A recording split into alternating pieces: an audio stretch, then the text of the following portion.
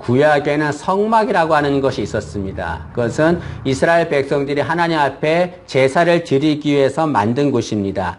이 성막은 세 부분으로 나눕니다. 성막들과 성소와 지성소로 나눕니다. 성막들에는 뭐가 있냐면 번제단과 물두멍이 있습니다. 성소 안에는 떡상과 금촛대와 분향단이 있습니다. 근데 지성소 안에는 뭐가 있냐면 거기에는 법궤가 있습니다. 다른 말로 언약궤라고 하지요. 이 법궤는 하나님의 임재를 의미하는 겁니다. 이 성막에는 7개의 기구가 있는데요. 그 기구 중에서 하나님께서 제일 먼저 만들라고 하신 것이 법궤입니다. 왜 그렇겠습니까?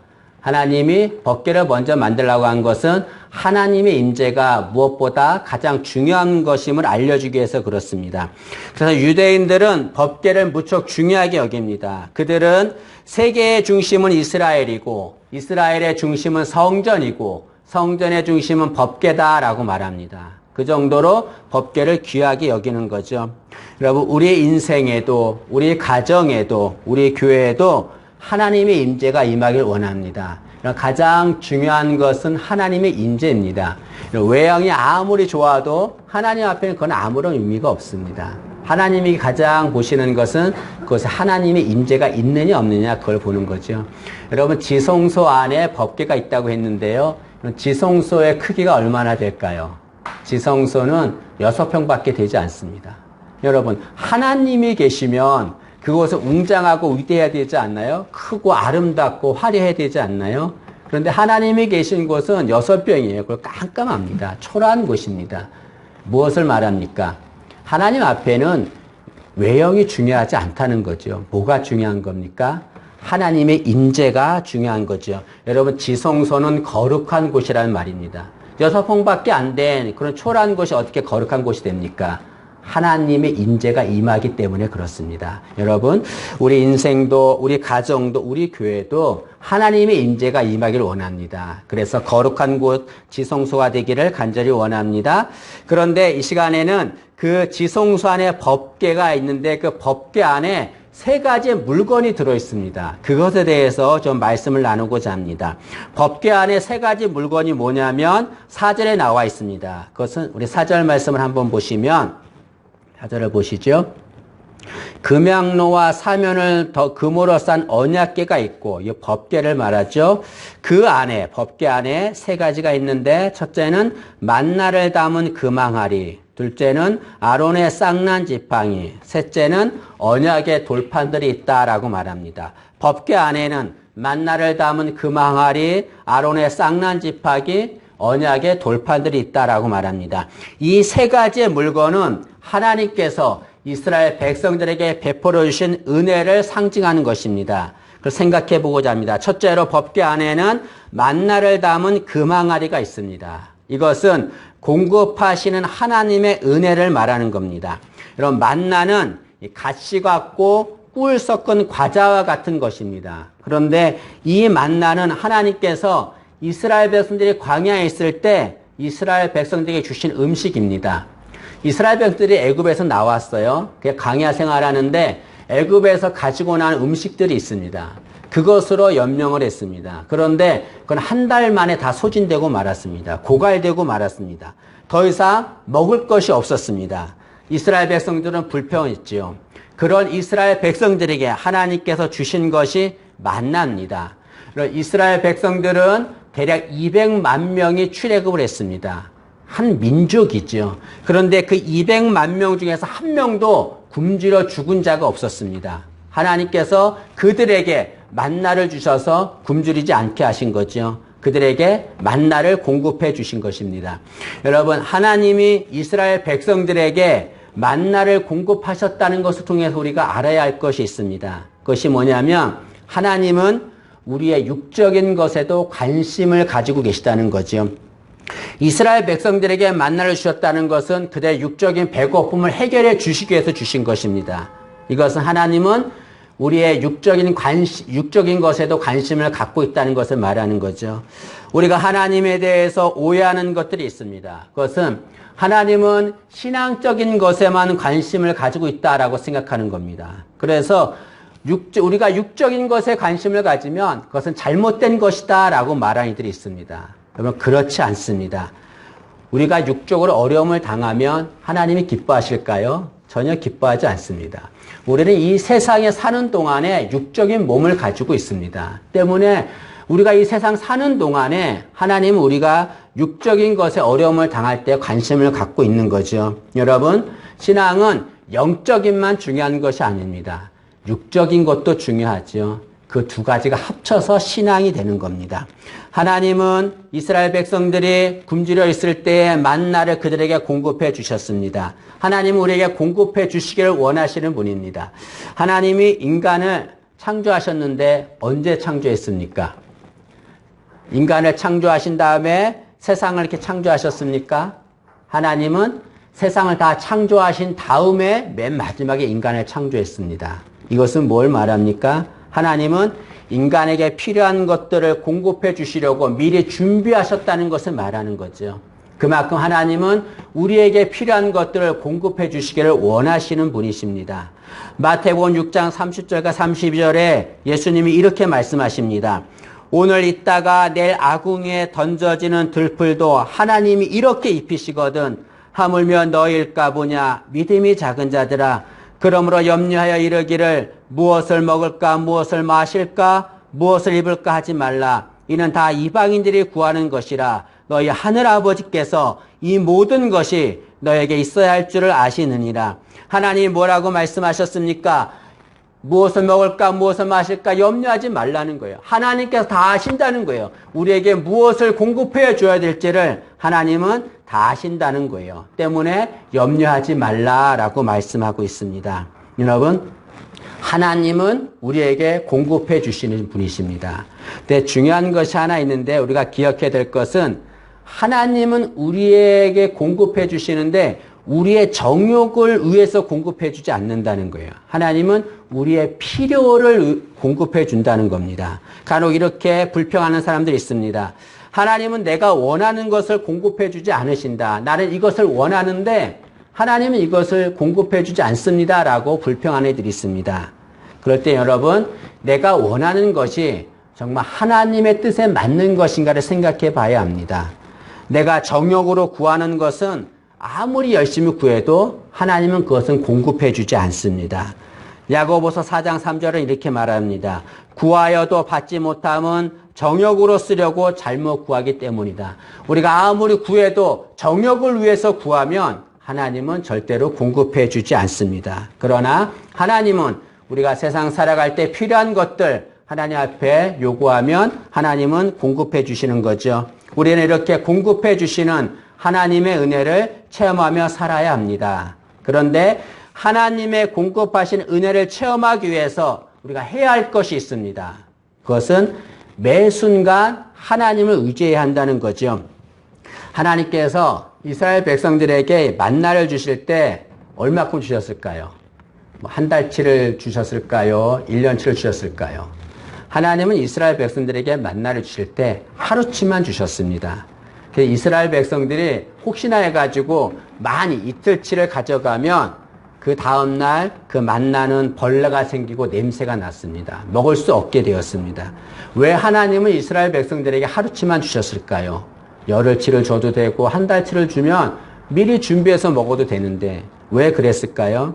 그것은 매일 매 순간 하나님을 의지하기 위해서 그렇습니다. 여러분, 이스라엘 백성들은 하나님 주신 그날의 만나를 먹습니다. 그러면 그 만나를 다 먹고 난 다음에 이스라엘 백성들은 뭘 했을까요? 다음 날도 하나님이 만나를 주실 것을 소망하면서 그 만나를 주실 하나님을 의지했겠지요. 여러분, 우리도 마찬가지입니다. 하나님은 우리에게 필요한 것들을 공급해 주십니다. 우리는 그 은혜를 받을 수 있습니다. 그러나 우리가 해야 될 것은 무엇입니까? 우리의 필요를 공급해 주신 하나님, 그 하나님을 의지해야 되는 거죠. 여러분, 하나님은 우리에게 얼마큼 공급해 주십니까? 우리가 의지하는 만큼 공급해 주시는 거죠. 만나라고 하는 뜻이 무엇이냐면 이것이 무엇이냐라는 뜻입니다. 이것이 무엇이냐라고 하는 말은 우리가 놀라운 일을 경험했을 때 감격할 때 하는 말입니다. 전혀 예상치 못한 놀라운 일을 경험했을 때 와, 이것이 무엇이냐라고 말하는 거죠. 하나님은 이스라엘 백성들이 전혀 예상치 못한 만나를 주셨습니다. 그 만나를 받은 이스라엘 백성들은 놀라운 거죠. 이 광야에서 어떻게 이런 것이 먹을 것이 있는가? 이것이 무엇인가? 놀라고 감격했을 것입니다. 여러분, 우리도 하나님을 의지하면 하나님께서 우리에게 이렇게 놀라운 것을, 감격스러운 것을 공급해 줄 줄로 믿습니다. 하나님을 의지하세요. 하나님을 의지하시면 하나님께서 우리에게 공급하는 은혜를 줄 줄로 믿습니다. 두 번째로 법궤 안에는 뭐가 있냐면 아론의 쌍난 지팡이가 있습니다. 아론의 쌍난 지팡이가 있다고 하는 것은 지켜주시는 하나님의 은혜를 말하는 것입니다. 여러분, 아론의 쌍난 지팡이는 어떤 상황이냐면 하나님께서 이스라엘 백성들을 출애굽시킨 다음에 모세와 아론을 이스라엘 백성들의 지도자로 삼으셨습니다. 그래서 이스라엘 백성들은 모세와 아론의 지도력에 의해서 가나안까지 가야 했어요. 그런데 그 이스라엘 백성들 중에 고라와 그의 일당들이 있었는데 그들이 모세와 아론의 건의에 반역을 합니다. 너희들만 지도자냐? 우리도 할 수 있다. 너희들만 하나님의 음성을 듣느냐? 우리도 하나님의 음성 들을 수 있다라고 하면서 반역을 하는 거죠. 이렇게 모세와 아론에게 반역하는 것은 하나님의 권위에 도전하는 겁니다. 하나님께서 그것을 두고 볼 수 없었습니다. 땅이 갈라지게 해서 땅이 그들을 삼키게 했죠. 그들을 멸절시켰습니다. 그런 후에 하나님께서 명령하시기를 각 지파에 한 지파씩 지팡이 하나를 가져오라 했습니다. 그리고 그 지팡이에 그 이름을 쓰라라고 그랬어요. 그리고 그 지팡이를 법궤 앞에 두라고 그랬습니다. 그리고 내가 택한 지도자의 지팡이에 그곳에서만 싹이 하게 할 것이다 라고 말씀합니다. 어느 지팡이에서만 싹이 났을까요? 아론의 지팡이에서만 싹이 났습니다. 여러분, 아론의 마른 지팡이에서 싹이 나고 열매가 맺었습니다. 살구 열매가 맺었습니다. 이것으로 인해서 하나님께서 아론이 이스라엘의 지도자임을 알게 한 거죠. 하나님이 아론을 지켜주신 것입니다. 여러분, 우리는 아론의 마른 지팡이 같은 그런 연약한 자들입니다.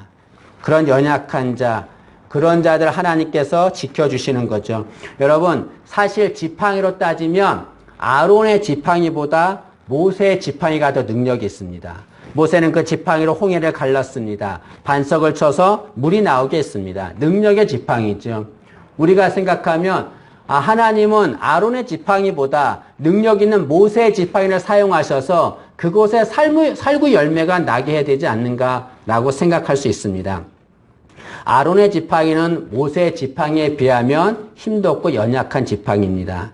그럼에도 하나님은 모세의 지팡이가 아니라 아론의 지팡이에 살구 열매가 맺게 하셨습니다. 그래서 뭘 말합니까? 하나님은 능력 있는 자를 도우신다는 게 아니지요. 연약한 자를 지켜주신다는 것을 말씀하고 있습니다. 아론의 마른 지팡이처럼 힘없고 연약한 자 하나님이 지켜주는 거죠. 우리가 그런 자들입니다. 우리가 아무리 잘나고 능력이 있다 해도 얼마큼 능력이 있습니까? 우리는 한계가 있죠. 우리는 마른 지팡이와 같은 자들입니다. 그런 자들 하나님이 지켜주시는 거죠. 여러분, 여기 보면 아론의 지팡이에 하나님께서 살구 열매를 맺게 하셨습니다. 왜 하고 많은 열매 중에 살구 열매를 맺게 했을까요? 장미도 열리게 할 수 있고 좋은 게 많은데 왜 살구 열매를 열게 했을까요? 여러분, 살구 나무를 히브리어로 사케드라고 합니다. 그 뜻이 뭐냐면 지켜준다, 그런 뜻이죠. 하나님께서 아론의 지팡이, 마른 지팡이에 살구 열매를 맺게 하신 것은 아론아 걱정하지 마라, 내가 너를 지켜줄 것이다 라는 것을 보여주기 위해서 살구 열매를 맺게 하신 거죠. 여러분, 성경에 보면 살구 나무가 나오는 곳이 있습니다. 그것이 예레미야 선지자가 본 환상인데요. 하나님께서 예레미야 선지자에게 살구나무 한 상을 보여주셨습니다. 하나님은 예레미야에게 왜 살구나무 한 상을 보여주셨을까요? 이 당시 예레미야는 선지자예요. 하나님의 일을 하는데 어리고 연약한 자였습니다. 그래서 사람들이 예레미야를 무시했어요. 그를 하나님의 종으로 인정하지 않았습니다. 예레미야는 무척 힘이 들었습니다. 그런 예레미야에게 하나님께서 걱정하지 마. 사람들이 너를 무시해도 내가 너를 지켜줄 거야. 그것을 알려주기 위해서 그에게 살구나무 환상을 보여준 거죠. 우리도 연약하고 나약한 자들입니다. 그러나 연약하고 나약해도 하나님이 우리를 지켜주는 거죠. 그리고 우리 인생도 우리 가정도 내가 있는 곳 그런 곳에 살구나무 열매가 열리기를 원합니다. 하나님이 지켜주신 은혜가 임하기를 원합니다. 여러분 아론은 제사장입니다. 성경은 우리를 왕같은 제사장이다라고 말하고 있습니다. 하나님이 제사장인 아론을 지켜주셨듯이 왕같은 제사장인 우리도 지켜줄 줄로 믿습니다. 여러분 하나님께서 지켜주시는 그 은혜가 우리에게 임하기를 원합니다. 그런데 하나님이 지켜주신 은혜를 받기 위해서 우리가 해야 될 것이 있습니다. 그것은 우리의 연약함을 인정하고 하나님께 나와야 된다는 거죠. 아론의 지팡이에 살구나무 열매가 열릴 수 있는 것은 그가 그 지팡이를 가지고 하나님께 나왔기 때문에 그렇습니다. 마찬가지 우리가 우리의 연약함을 인정하고 연약한 모습 그대로 하나님 앞에 나오면 하나님께서 연약한 우리들을 지켜줄 줄로 믿습니다. 여러분 살구꽃은 봄에 가장 다른 꽃들보다 가장 먼저 피는 꽃이다라고 말합니다. 그래서 살구꽃이 피었다고 하는 것은 뭘 말합니까? 겨울이 지나갔다는 것을 말합니다. 우리 인생에 겨울과 같은 어려움이 있을 것입니다. 그러나 여러분 절대로 두려워하거나 염려하지 마세요. 하나님이 우리를 지켜줄 것입니다. 하나님이 겨울과 같은 우리의 어려움을 지켜주시고 봄이 오게 할 줄로 믿습니다. 그 지켜주신 하나님의 은혜가 우리 모두에게 임하기를 원합니다. 세 번째로 법궤에는 언약의 돌판이 있습니다. 언약의 돌판이 있다고 하는 것은 인도하시는 하나님의 은혜를 말씀하는 거죠. 이 언약의 돌판은 십계명을 말합니다. 하나님께서 모세를 시내산에서 부르셨어요. 그리고 그에게 돌판에 십계명 10가지 계명을 적어서 주셨습니다. 여러분 십계명을 주신 것은 하나님께서 내가 너희를 인도한다는 것을 알려주기 위해서 주신 겁니다. 출애굽기 20장에 보면 십계명에 대한 말씀이 나오는데 하나님께서 십계명 10가지 계명을 말씀하시기 전에 서문을 먼저 말씀하십니다. 그 말씀이 뭐냐면 출애굽기 1장 20장 1절과 2절에 나와 있는데요. 하나님이 이 모든 말씀으로 말씀하여 이르시되 나는 너를 애굽 땅 종되었던 집에서 인도하여 낸 내 하나님 여호와니라. 하나님 말씀하시기를 내가 어떤 자인지 아니야. 나는 너희를 인도하는 하나님이다라고 말씀합니다. 그리고 나서 십계명을 말씀해요. 이것은 뭘 말합니까? 내가 너희들을 인도했는데 앞으로 어떻게 인도할 것인가? 이 하나님 말씀으로 너희들을 인도할 것이라는 것을 말씀하는 거죠. 하나님은 이스라엘 백성들을 말씀으로 인도하시는 거죠. 이스라엘 백성들은 애굽에 살 때에는 애굽의 말대로 행하며 살았습니다. 그들의 인도를 받으며 살았습니다. 그러나 하나님은 이제는 그들의 말대로 살지 말라는 거죠. 내가 너에게 준 말, 그 말씀대로 살아야 된다. 그래야 내가 너희를 인도해 준다. 그것을 알려주기 위해서 십계명을 주신 것이라 할 수 있습니다. 하나님이 우리를 인도하시는 방법이 있습니다. 여러 가지가 있는데요. 세 가지만 말씀드리겠습니다. 첫째로는 하나님은 우리에게 분별을 주셔서 우리를 인도하십니다. 분별이란 뭡니까?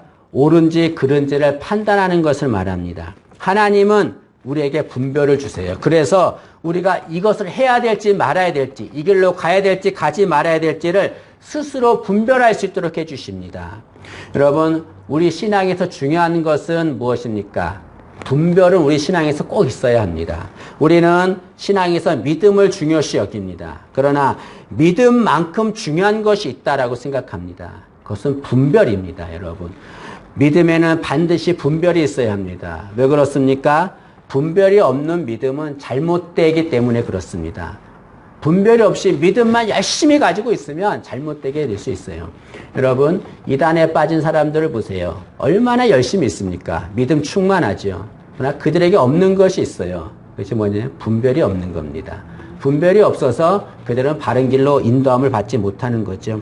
하나님은 우리를 인도하시기 위해서 우리에게 분별을 주십니다. 두 번째로 하나님이 우리를 인도하시는 방법은 우리의 길을 막으셔서 인도하신다는 거죠. 우리가 길을 갈 때 잘못된 길을 갈 수가 있습니다. 그럴 때 하나님은 우리의 가는 길을 막으세요. 막으셔서 바른 길로 인도해 주시는 거죠. 때문에 우리가 이 길을 가다가 하나님 우리 길을 막을 때가 있어요. 어려움을 줄 때가 있습니다. 이해가 안 돼요. 왜 하나님이 이런 어려움을 줄까? 나는 열심히 간다고 가는데 하나님 어려움을 줘요. 그 길을 막으세요. 왜 그럴까요? 내 생각에는 그 길이 바른 길이라고 생각하지만 하나님 보시기에는 그 길이 바른 길이 아니기 때문에 그렇습니다. 하나님 우리를 사랑하셔서 그 길을 막으시는 거죠. 여러분 때문에 우리가 인생 살 때, 길을 갈 때, 하나님 우리 길을 막으실 때, 어려움을 당할 때 하나님을 원망하는 것이 아니라 하나님의 뜻을 구해야 되는 거죠. 그리고 기다려야 합니다. 그럼 하나님께서 우리에게 바른 길을 열어줄 줄로 믿습니다. 또한 하나님 우리를 인도하시는 방법은 우리를 말씀으로 인도하시는 거죠. 여러분 우리가 길을 가기 위해서는 어떻게 해야 됩니까? 눈을 떠야 돼요. 근데 눈을 떴다고 길을 갈 수 없습니다. 앞에 빛이 있어야 길을 갈 수 있습니다. 성경은 말씀하시기를 하나님의 말씀이 우리 앞에 빛이다라고 말합니다. 시편 119편 105절에 주의 말씀은 내 발의 등이요 내 길의 빛이니이다 라고 말씀하고 있습니다. 말씀이 우리의 빛이기 때문에 우리를 바른 길로 인도해 주는 거죠. 여러분 인생 살아갈 때 우리는 우리의 능력을 의지할 때가 있고 우리의 경험을 의지할 때가 있습니다. 그러나 그렇다고 하더라도 그 모든 것들이 우리를 올바른 길로 인도하지는 않습니다. 하나님의 말씀만이 우리를 바른 길로 인도해 주는 거죠. 우리는 하나님의 말씀으로 인도함을 받아야 합니다. 하나님의 말씀으로 인도함을 받기 위해서 우리가 해야 할 것이 있습니다. 그것은 하나님의 말씀을 무조건 신뢰해야 된다는 거죠. 하나님의 말씀은 1.1획도 변함이 없는 그런 말씀입니다. 하나님의 말씀이 1.1획도 변함이 없다고 하는 것은 그 말씀은 완전하다는 것을 말합니다. 때문에 얼마든지 신뢰할 수가 있습니다. 그 하나님 말씀을 신뢰하면 하나님이 우리를 선한 길로 인도해 주시는 거죠. 잠언 3장 5절과 6절에 이렇게 말합니다. 너는 마음을 다하여 여호와를 신뢰하고 내 명철을 의지하지 말라. 너는 범사의 그를 인정하라. 그리하면 내 길을 지도하시리라 라고 말씀합니다. 여기 여호와를 신뢰하라 라고 하는 말은 여호와의 말씀을 지키라 그런 말입니다. 내 길을 지도하시리라 라고 하는 말은 내 길을 인도하신다는 거죠. 다시 말하면 우리가 하나님의 말씀을 신뢰하고 그 말씀을 지키면 하나님께서 우리의 길을 인도하신다는 것을 말씀하고 있습니다. 여러분 어떤 길을 가야 할지 어느 길이 바른 길인지 알지 못할 때에 말씀 앞에 무릎을 꿇길 바랍니다. 하나님께서 우리를 선한 길로 바른 길로 인도할 줄로 믿습니다. 말씀을 마치겠습니다. 날마다 하나님이 우리에게 공급하신 은혜를 주시고 우리를 지켜주시는 은혜를 주시고 우리를 인도하시는 은혜를 주시기를 간절히 원합니다. 그 은혜를 모두 받아 누리는 우리 되기를 간절히 소망합니다.